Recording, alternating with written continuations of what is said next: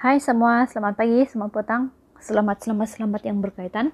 Oke, hari ini kita akan masuk subtopik 1/2 yaitu ubahan songsang. Sebelum ini kita telah belajar dua benda. Yang satu adalah ubahan langsung. Oke, di mana ubahan langsung ada juga satu benda yang disebut sebagai tercantum. Oke, tercantum, dan di dalam ubahan langsung, kalau ditulis dalam hubungan kita ada Y berubah secara langsung dengan X, dan jika ditulis dalam persamaan Y sama dengan KX. Ada sama dengan, ada pemalar K. Kemudian ada juga dalam case tercantum boleh jadi P berubah secara langsung dengan kuasa 2X M. Dan kalau ditulis di dalam persamaan wujud K di hadapan X kuasa 2M. So ada dua. Hari ini kita masuk ubahan songsang. Ubahan songsang ini adalah terjadi apabila satu nilai Y katakan bertambah, nilai bagi X berkurang, dia terbalik. Jika X yang bertambah, Y berkurang. Jika Y bertambah, X berkurang. So jika ditulis dalam bentuk graf, cikgu nak kamu perhatikan di sini. Nampakkah? Jika ini adalah X, maka kamu akan dapat bentuk seperti ini. Ini disebut sebagai hyperbola. Nih, bentuk macam C. Kemudian, jika di bawah ini adalah 1/X, kamu akan dapat satu garis lurus. Di mana garis lurus kamu akan melalui titik asalan. Asalan ini koordinat sifar-sifar. So, ini kalau sebelum ini kita nak cari ubahan songsang Y per X, X per Y. Jika kita menggunakan bahagi, kita akan dapat malar. Kali ini kita buat cara yang berbeza, yaitu dengan mendarab X dan Y. Jika hasil darab nilai X dan Y semua sama, maka dua pemboleh ubah itu berkadar songsang. Contoh. Nih, kalau kita darab 2 darab 4, 8, 4 darab 2, 8. Jika semua ini sama, B pun semua sama, maka dia disebut sebagai berubah secara songsang. Tengok. Dapat semuanya adalah 8. 8, 8, 8, 8.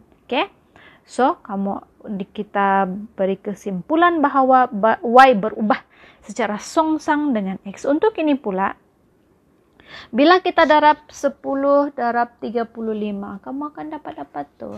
Kamu akan dapat 35.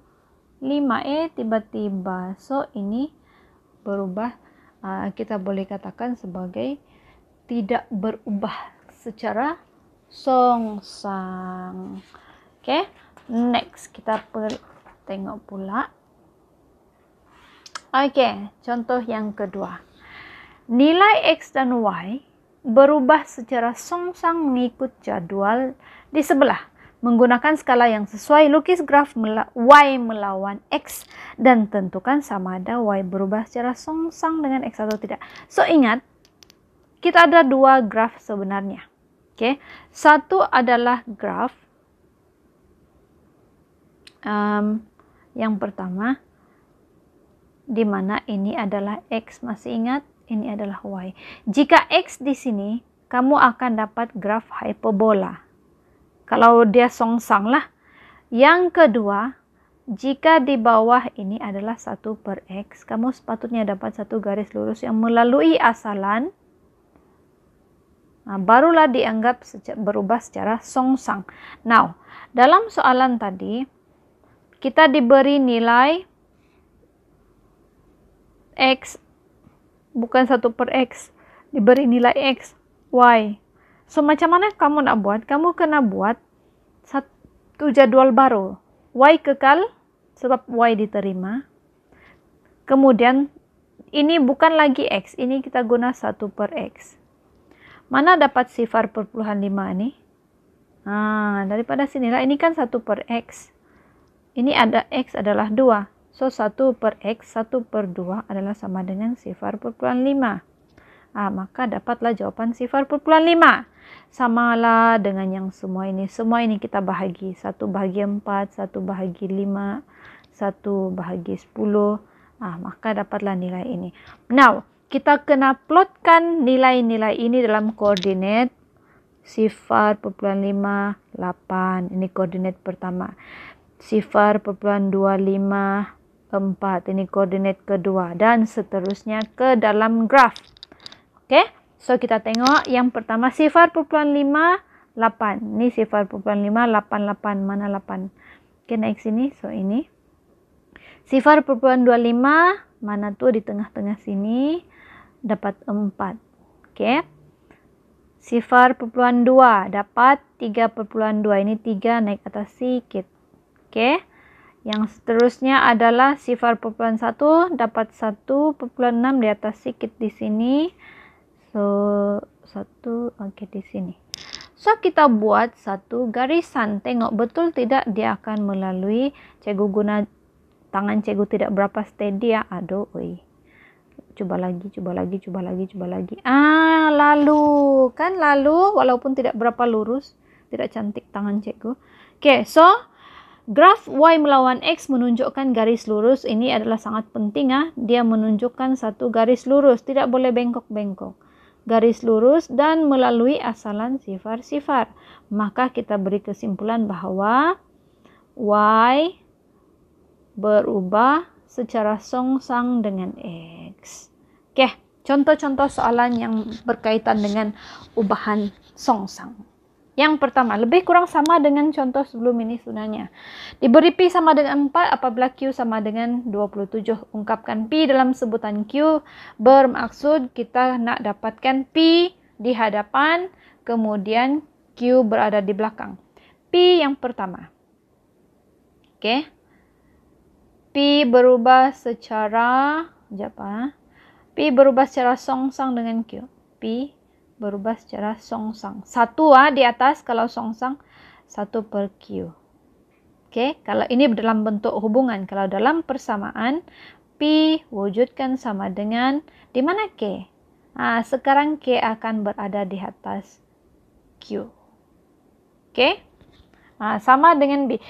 P berubah secara songsang dengan puncak kuasa 3 Q. Ini dalam bentuk hubungan. Kalau tulis dalam persamaan, kita tengok nanti ya. Oke. So, ini cikgu dah ajar tadi. P sama dengan 4. Q sama dengan 27. Gantikan 27 ini ke dalam Q.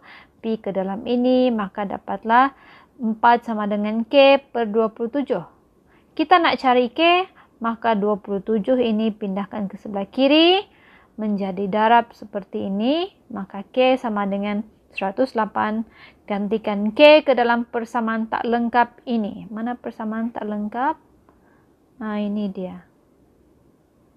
Oke. Ini persamaan tak lengkap tadi. Kenapa kita sebut tak lengkap? Sebab kita tak tahu nilai K. Bila dah dapat K, maka dapatlah jawapan yang sebenar-benarnya ini. Oke, next. Untuk B tadi, P berubah secara songsang dengan 1 per puncak kuasa 3 Q. Ingat, dalam bentuk persamaan kita akan ada sama dengan dan K letaklah di atas. 1 tak wujud lagi. Sebenarnya ada 1 di sini nih, 1 K sebenarnya. Tapi ingat dalam matematik kalau tulis 1 tu nampak tidak berapa teramates.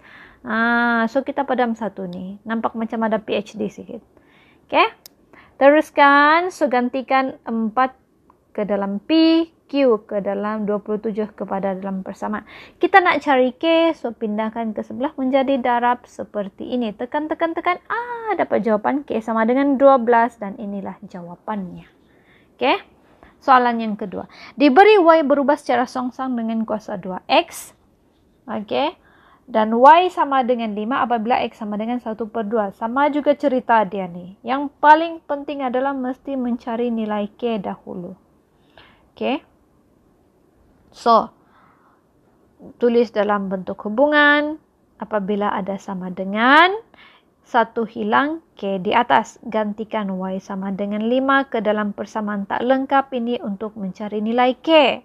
K Oke, pindahkan ke sebelah kiri menjadi menjadi darab. 5 darab 1/2 dapatlah K sama dengan 7/2 dan ini adalah persamaan. Ingat, soalan meminta apa dia minta tadi tuh. Oke. Cari nilai Y yang kita cari apabila X sama dengan 15. Gantikanlah ke dalam persamaan X sama dengan 15. Maka dapatlah jawaban Y sama dengan 0,032. Next. Pada satu suhu yang tetap, tekanan. Tekanan adalah P ya. So, ini yang kamu tengok. Yang unit itu tidak penting sangat. Ini adalah simbol bagi tekanan P, pressure. Suatu gas X berubah secara songsang dengan isi padunya. So, isi padu adalah V. V adalah volume. Jika P sama dengan 60, apabila Y sama dengan 0,2, tuliskan satu persamaan yang menghubungkan P dan Q. So, ingat ini meminta satu persamaan. Persamaan wujudlah satu pemalar K yang perlu dicari. So, ini. Masihkah kau ingat apa yang kamu perlu buat di sini?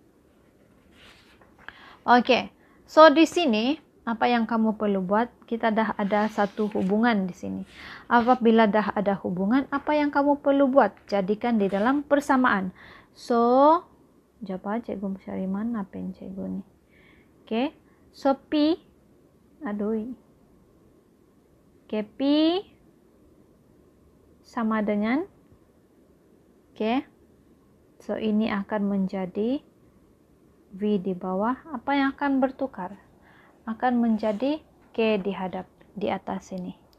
Setakat ini boleh faham? So next. Gantikan nilai-nilai yang telah diberi. So kamu akan dapat P sama dengan 60 sama dengan K, kita tidak tahu, sama dengan upper V adalah 0,2. So, pindahkan ini, kamu akan dapat 6 darab 0,2 sama dengan K. So, apa yang kamu perlu buat adalah